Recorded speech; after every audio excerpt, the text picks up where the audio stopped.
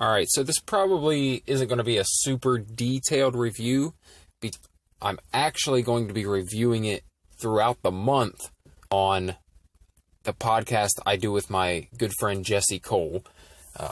We co-host a podcast together called Long Lost Brothers. If you want more in-depth discussion on this book, on the material, within it, go check out that podcast. It's called Long Lost Brothers, and you can find it on whatever podcast app you use, or you can find it on YouTube under my YouTube channel, Brett Scott. Just search for the videos titled Long Lost Brothers. Anyway, so my wife bought this book kind of on a whim. I'm sure she saw some things that I could benefit from just from the synopsis. I'll read that for you now. Okay. No More Mr. Nice Guy. A proven plan for getting what you want in love, sex, and life is a 2003 self-help book by Dr. Robert A. Glover.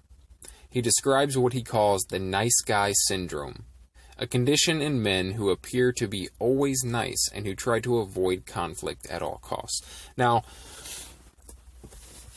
it's kind of a catch-22. It's kind of tricky to call these guys nice guys, right? It's basically your life by doing what you've been taught is right. Maybe not so much through actually being taught that, but being shown that, or experiencing what behaviors get rewarded, what behaviors don't, as a child. And that's what most psychologists will tell you. A lot of your issues as an adult come from childhood traumas. And this is no different in that sense. But I got a lot from this book. I got the audiobook. I think she bought me the hard copy. And she read right through it. She speed reads. She reads so fast, it's ridiculous. But I think she read it in one night. And she was like, oh, it's not exactly what I was thinking it was, but it could still probably be useful. So I'm like, all right. I was like, you know what? I'll use that book because Jesse and I were looking for a book. We try to do this new thing where we review a new book every month on our podcast, which is kind of a self-improvement / buddy podcast where we, just talk about things that strategies we've had in our own lives that have been helpful. And then we also have just back and forth banter about pop culture and stuff like that. But anyway, I digress. So I got the audio version because I like to listen when I'm running, when I'm working out, and also I'm a truck driver and I drive at night, and I like to listen to books while I drive. So I went and found the Audible version, and it took me a minute to get into it, but as soon as I realized that I am the exact person this is targeted towards, almost felt a little triggered by the beginning of it, I sped right through it. I think it took me 2 evenings, so it was maybe a 9-10 hour audiobook, and I got through it, half of it the first night, and then knocked it out the next evening because I was really interested in the subject matter. And man, for the most part, this book had me nailed to a T. And there are all these traits that these nice guys have, right? This nice guy syndrome, where you're people pleasers. You're a person who does to get, does what you need to get by, and you always think that if you treat people a certain way, if you keep them happy, then, do things that people want or act in their interest most of the time, put a lot of your stock in that it's going to pay off for you, that you're going to get your needs met in the process. And it's not the case at all.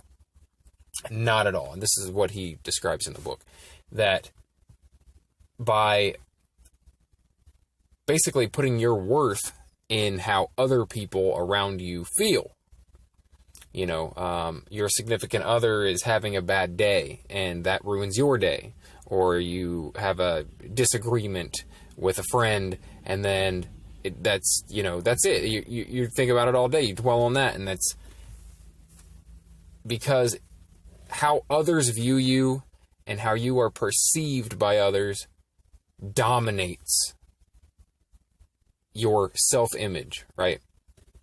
And he describes in the book a lot of ways that this happens throughout life, like the childhood traumas and things like that, things you've experienced that have taught you you need to act a certain way or be a certain way to be loved or to get the things that you want, right? And it just doesn't pay off in real life. It doesn't pay off as an adult in the real world. That's not how things work. You don't meet your own needs by trying to meet others' needs for them. And so this book focuses a lot on meeting your own needs. If I had to break it down into one thing that this book is about, it's about learning how to put yourself first in terms of meeting your own needs. It's not saying being an asshole. It's not saying forsake others.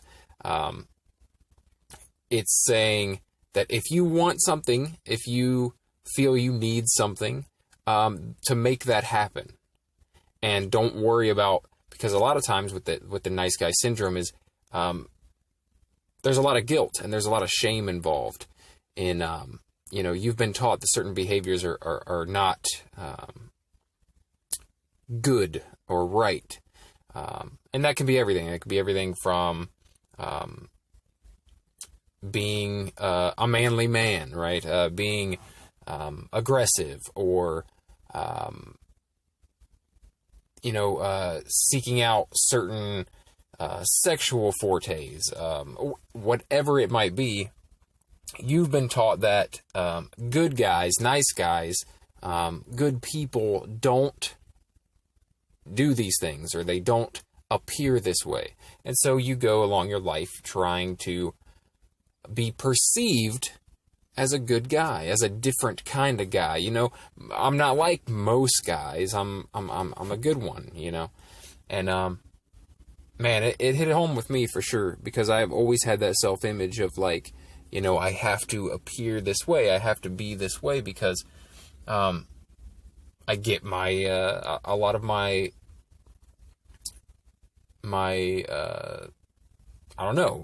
self-image from that. Like, I want to be a good guy. I want to be a nice guy. I want to be a cool guy, whatever. I want to be a person you can count on, whatever.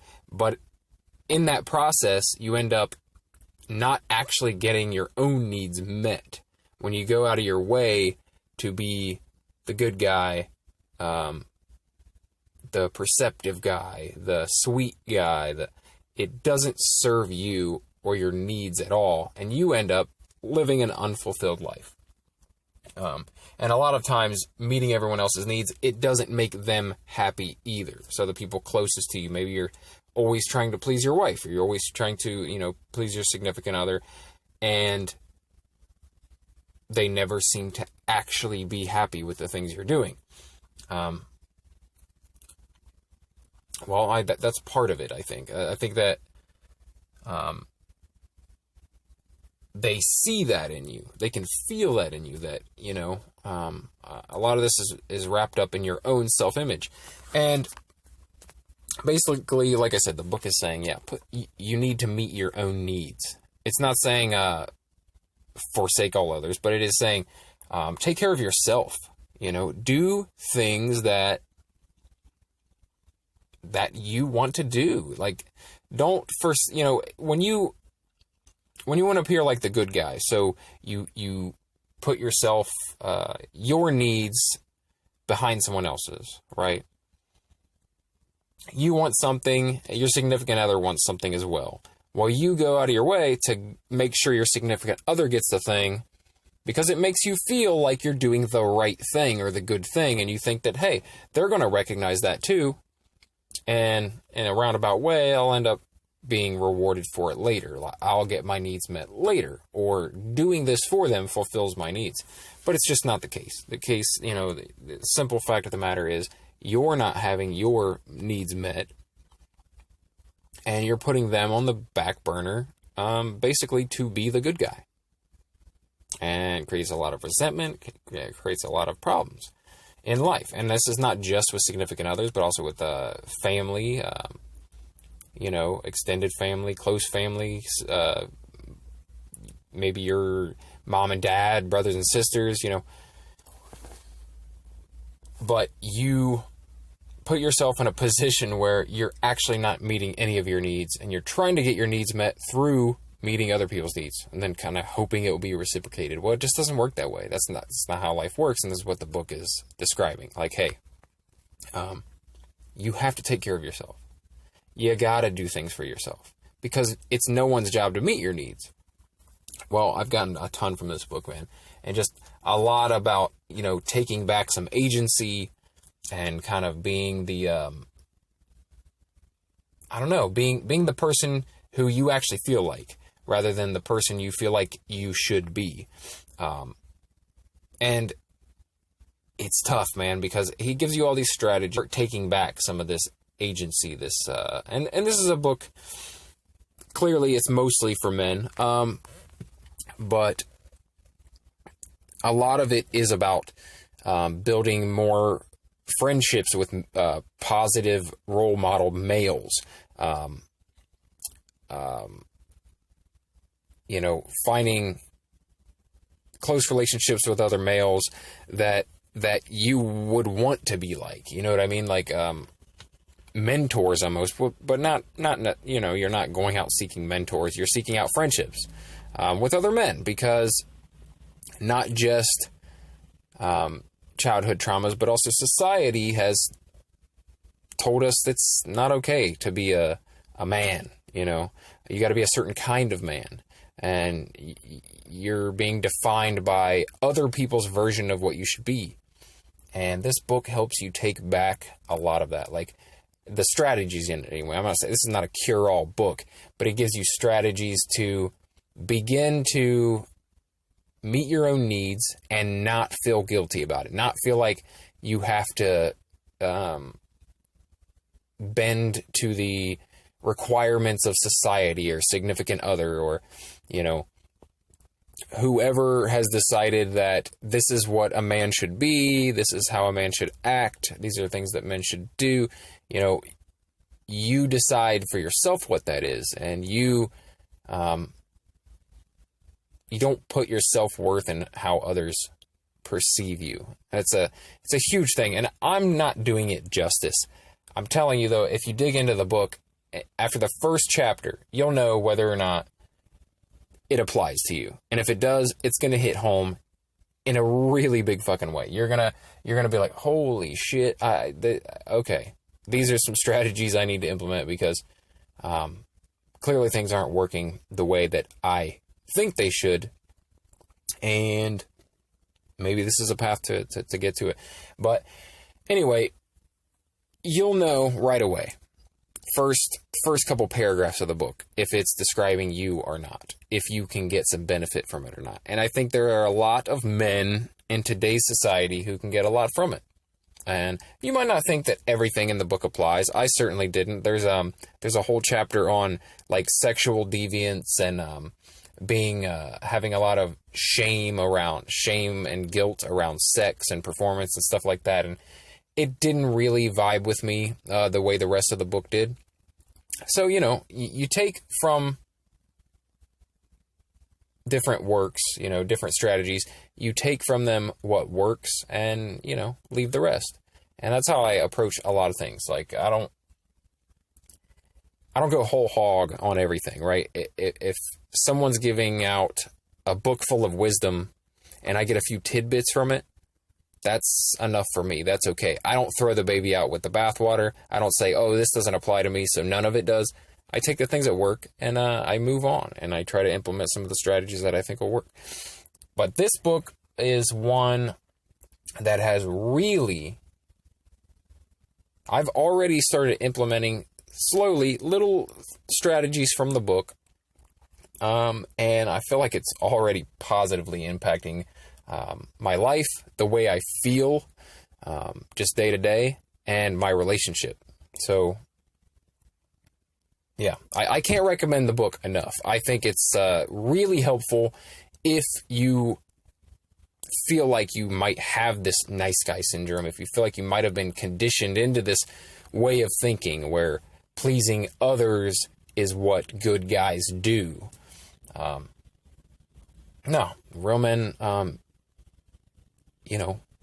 make sure their own needs are met. Because when your own needs are met, you can take care of others a lot better too. Like, if you meet your own needs first, then you're not out seeking it in everything you do. So, anyway, that's kind of my quick review of the book. If you want, like, super in-depth discussion, go check out our podcast, Long Lost Brothers, where we will be discussing this book every week, little bits at a time, and then maybe we'll do, like, a big review at the end. I'm not sure. But so far, that's the plan. A little bit each week, we're going to talk about, some strategies we've gotten from it, or things we think work, things that don't, stuff like that. So if you're interested, go check it out. Long Lost Brothers with Jesse Cole and Brett Scott. And, if you like podcasts like this, if you like little short videos like this where I talk about a random subject, that's what I do here. Each day, I pick a random topic and I discuss it. Sometimes it's 5 minutes, sometimes it's 20. But I just try to talk about whatever I feel like talking about each day. If you're into that sort of thing, subscribe for more, follow for more, favorite for more. Like it, share it if you enjoyed it. And if you do stick around, if you decide to subscribe to the channel, then I will talk to you again tomorrow. All right, so this probably